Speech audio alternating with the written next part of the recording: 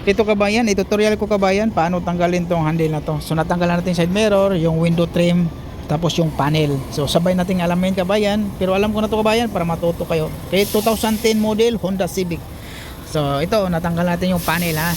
So ito, may bolt dito, saka dito. So kailangan tanggalin niya yung kabayan. So hindi pwede. Tapos tanggalin natin yung pinaka-handle niya. Yun ito.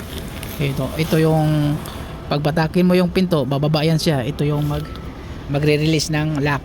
So ito, paano ko tanggalin ito kabayan ha. Yung susihan, iiwan natin yung susihan na yan.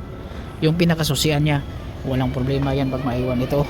Yung susihan na yan. So ititip na lang yan. Tanggalin natin itong dalawa. So ipakita ko sa inyo. Honda Civic 2010 model. So yan, gamitan natin ng extension kabayan sa 10 kasi hindi aabot yung pag mababa lang eh. Tapos yan, sa unahan mayroon din siyang bracket sa loob. Bali dalawa yan sa kabilaan na handle. Sa loob yan, yan o. So yan ang nakakontra niya. So tatanggalin din natin, may 10 kuwan siya kabayan, bolt na 10. Tapos yan din, yan o. So kasama yan sa susian. Yan. 10 din yan siya kabayan ha. Tapos medyo naka-clip kasi yan siya kabayan, medyo hilahin mo paatras. Paatras mo siya. Tapos matatanggal na yon. Ano? So medyo naipit siya. So hilahin mo lang paatras. Yung kuwan kabayan, yung tinanggal ko, yung kuwan siya kabayan, yung naghahawak sa hinges yan siya.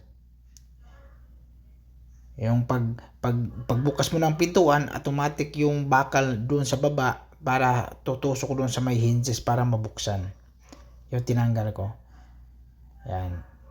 May bakal pa din yan kasama sa doon sa susian siya, yung pinaka-handle.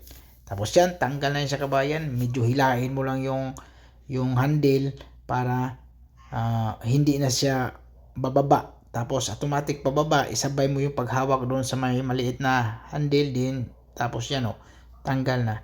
So kailangan mo siya kabayan, hilahin para bababa siya. O, tingnan mo kabayan o, yan o, i-ganon mo dapat. Yan o, para mabuksan, mahila mo yung handle. Para hindi ka mahirapan. So ibig sabihin, pag ibalik mo, kailangan ipahilahin mo tapos pasok mo. Yan o. Yan. Yung susian kabayan, hayaan na natin yan.